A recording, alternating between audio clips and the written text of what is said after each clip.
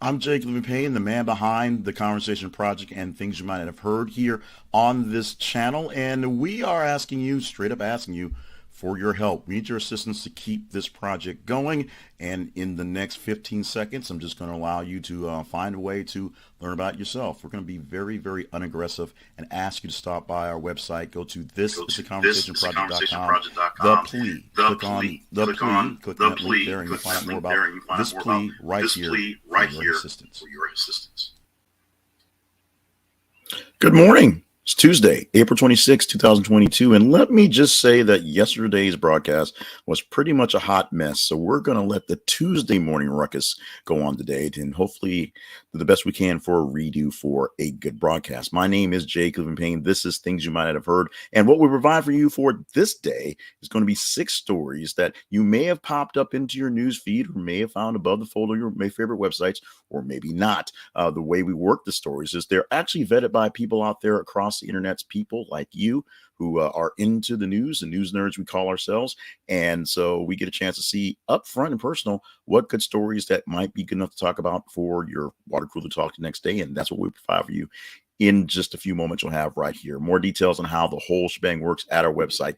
This is theconversationproject.com. As you saw in the video, we're looking for some support. So check out the website link for the plea and see how you can help us with some specific needs that we're looking for to continue work for the Conversation Project and this thing right here. A lot of stuff to get into. And like we said, it was a hot mess yesterday. So we're just going to get into it, just sort of wipe away the feelings of the Monday and move into the Tuesday for your, as we call ourselves, your news side piece, giving you some stuff that you might have missed, but it's pretty cool anyway. Story number 1 is actually the last story that we had a chance to get into. We have a range of stories that we can talk about based on what you report into, and I'm so happy this one got in there. It's also a very late posting, so it probably got more love if we had it earlier in the day.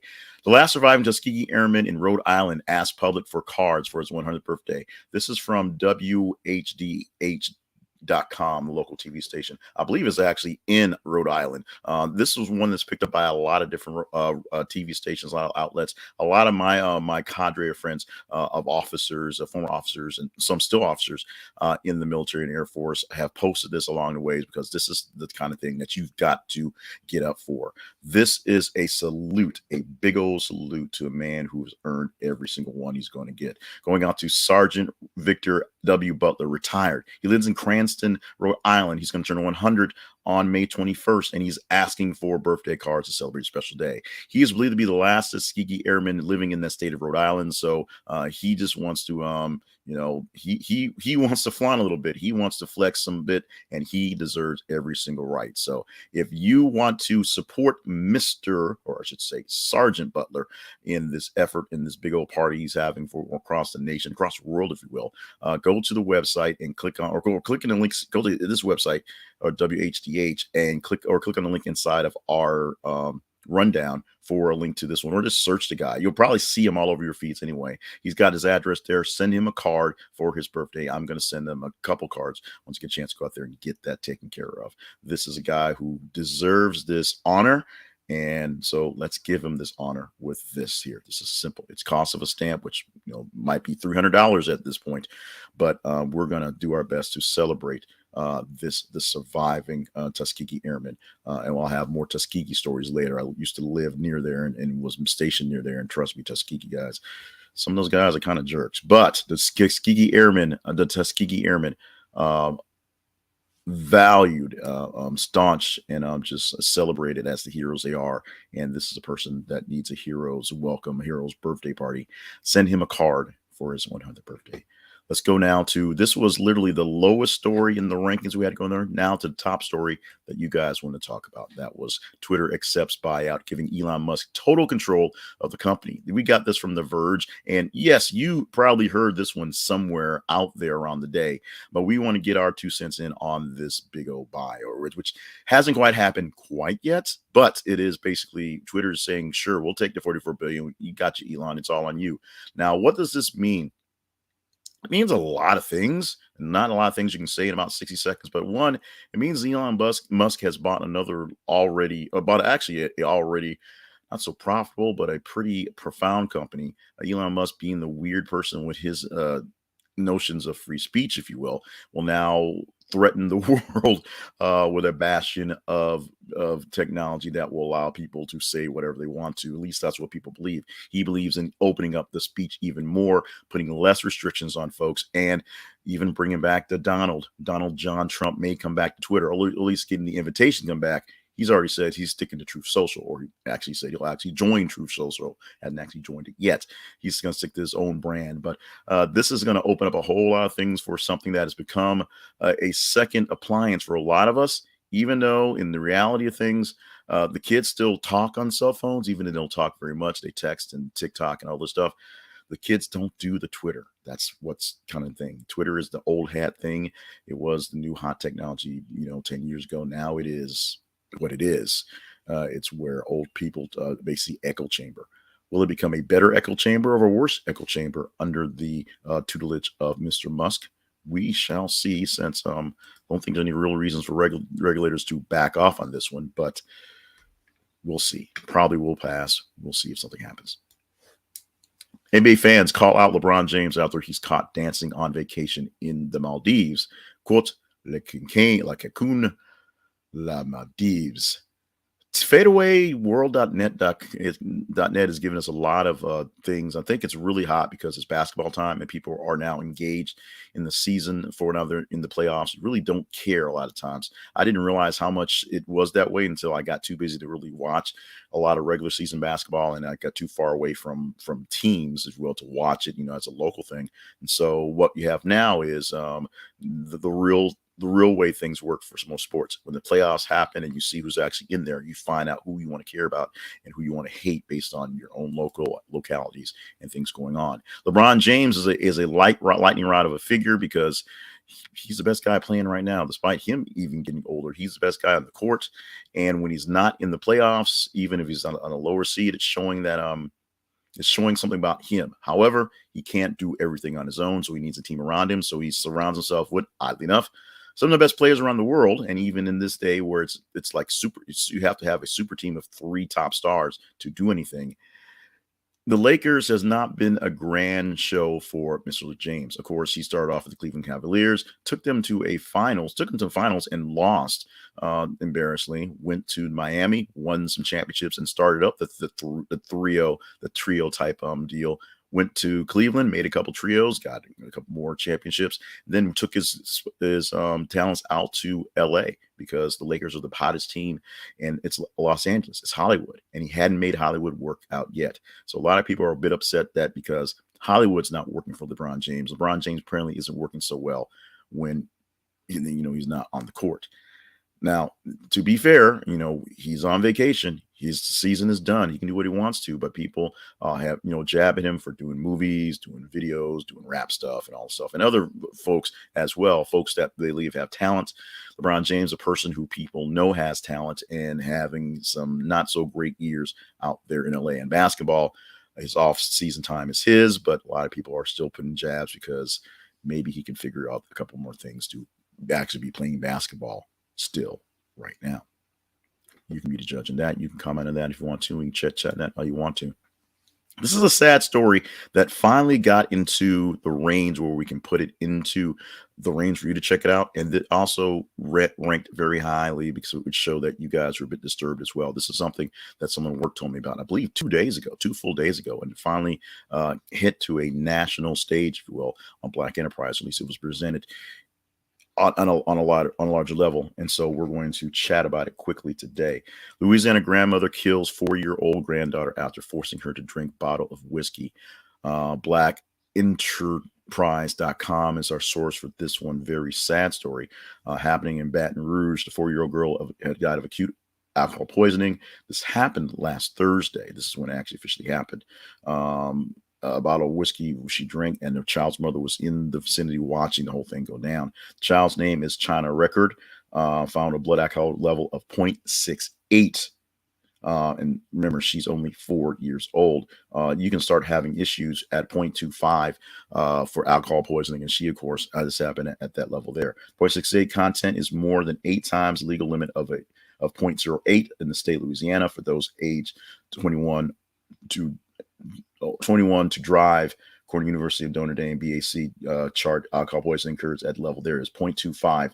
A 0.40 or higher can lead to a coma or death. These Baton Rouge Parish coroner's officers confirmed the cause of death due to alcohol poisoning. This is extremely, extremely sad story, and I don't want the levity of it to be lost on this one. We have another very sad story coming as well. As we so we want to start. We started on the positive note to roll into the not so positive here. There are no lessons. Well, there are no lessons to be learned from this. There are no lessons. This was just stupid. This was horrible. This was dumb.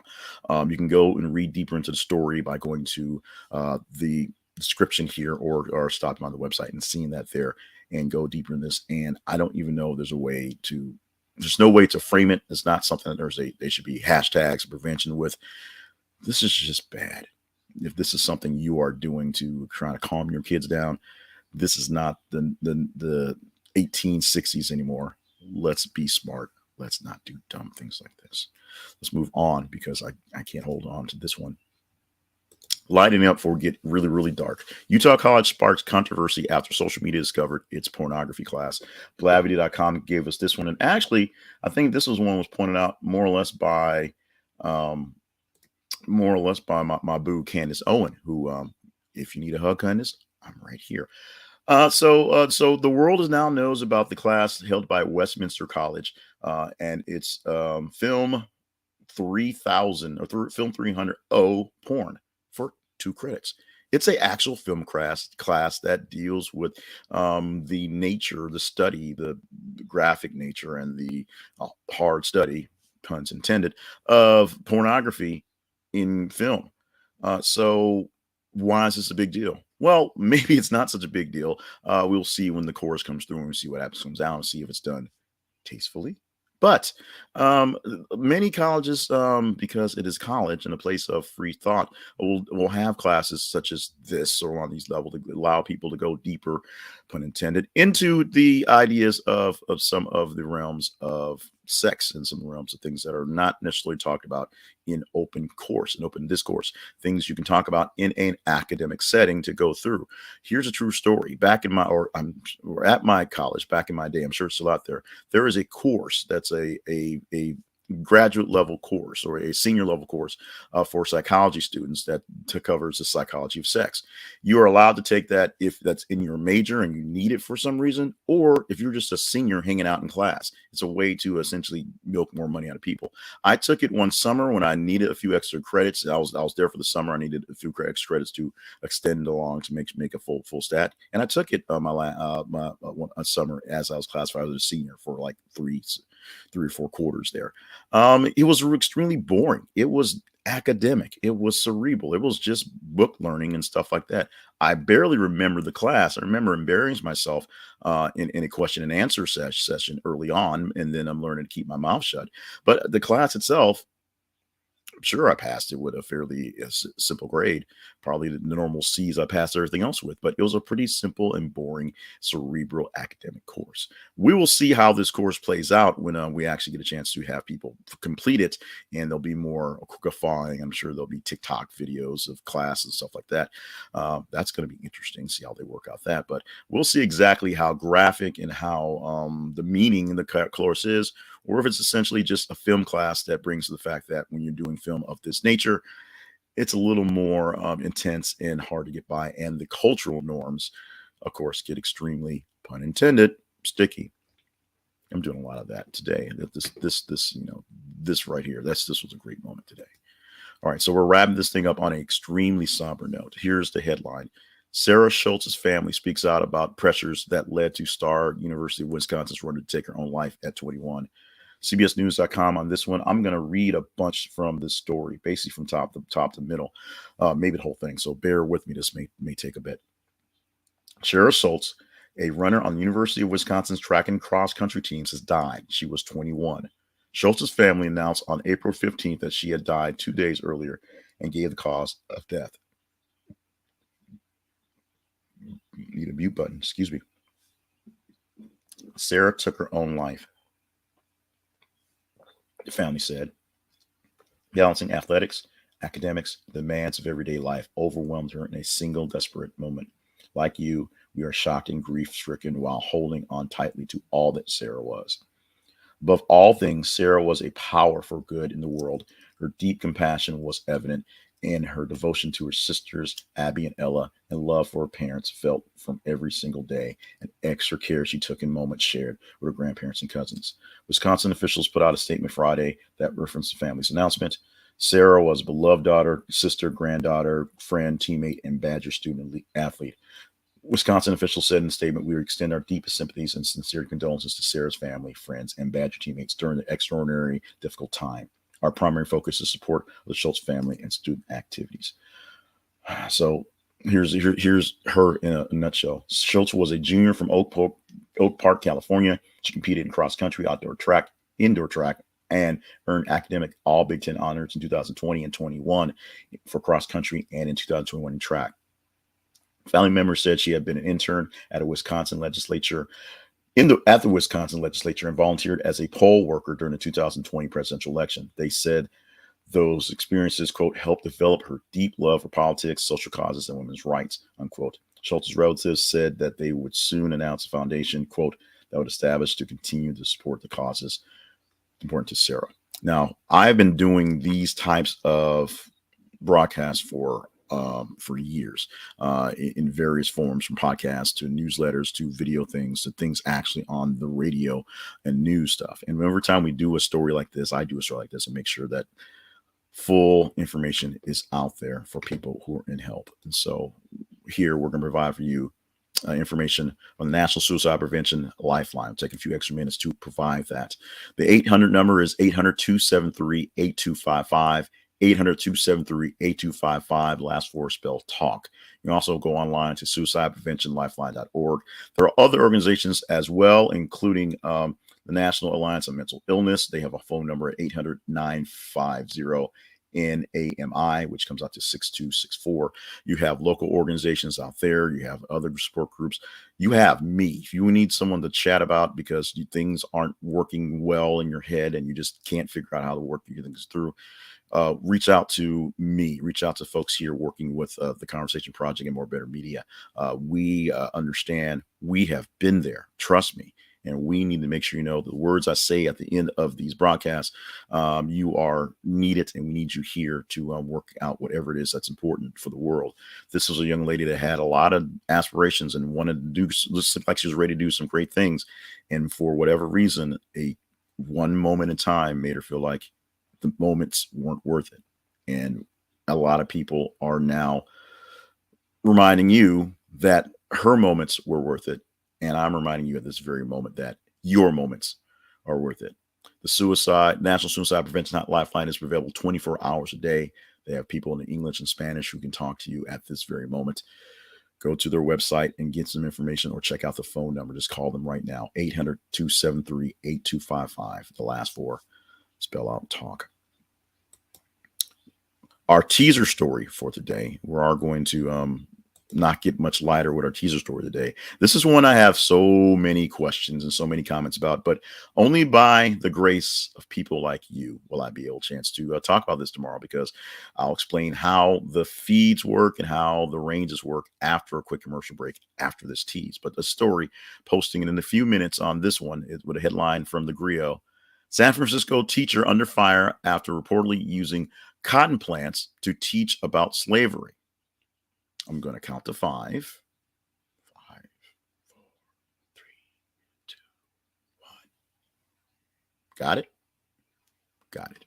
So remember, this is a story we can talk about tomorrow if you so choose. And we'll go into how that works out in a moment. But first, we have to take a quick break to get the sponsors in. One of our greatest sponsors is Grammarly. Grammarly is a app, is a website, is a tool. It is a magic wand that can help your words look a whole lot better and your speeches sound a whole lot better, because they check everything. They check your grammar and check your spelling.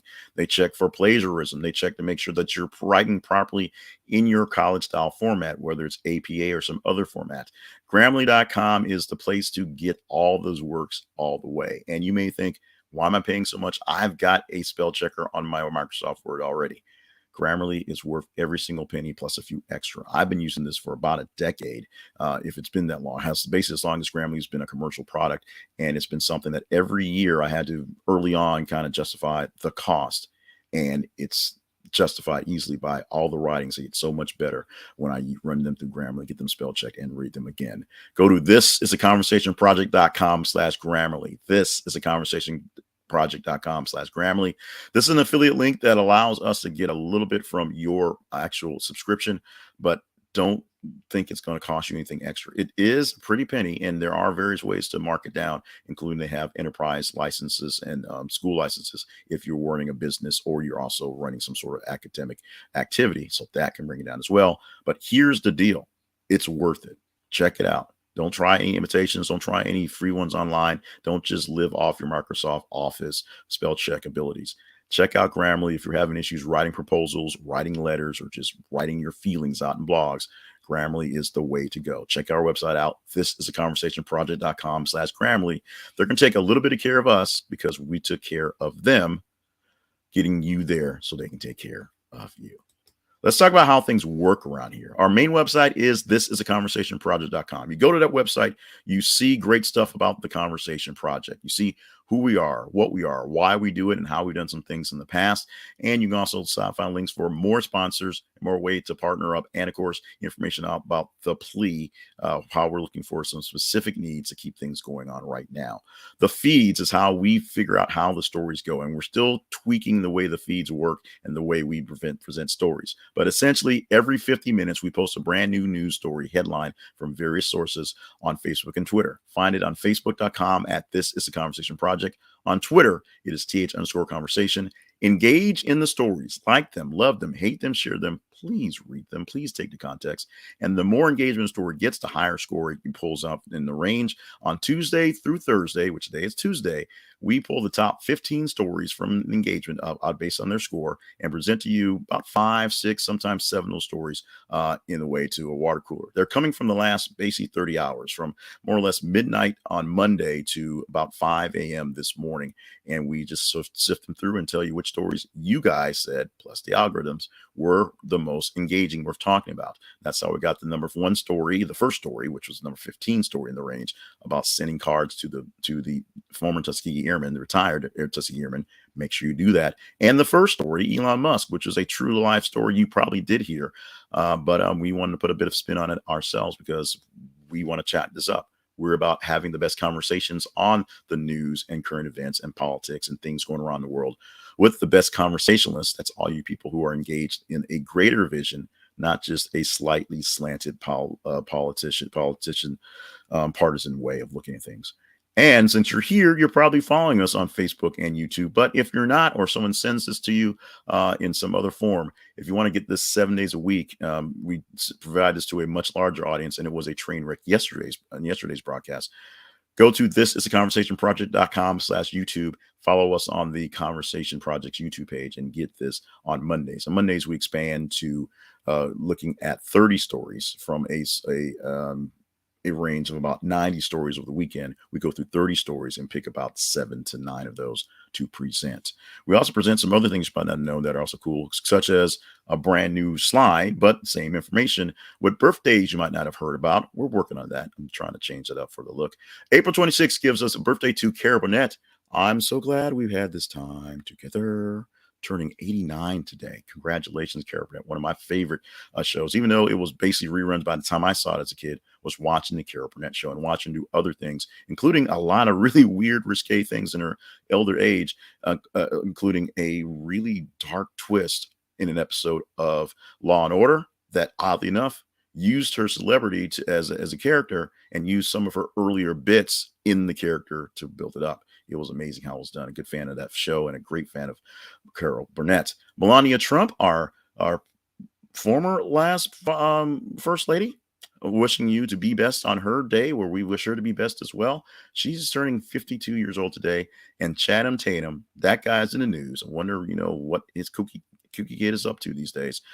Star of Magic Mike 2, and Magic Mike, the third one, which won't have Thandawee Newton into it because Yeah, 42 years old today. It's also National Help a Horse Day, which allows me to say this may not help a horse, but you can always save a horse by riding a cowboy. That is specifically for Christina with a K. That's the only reason why it's there. Hopefully the joke goes over well with the rest of you guys. I'm not so sure. We're just going to roll on from here.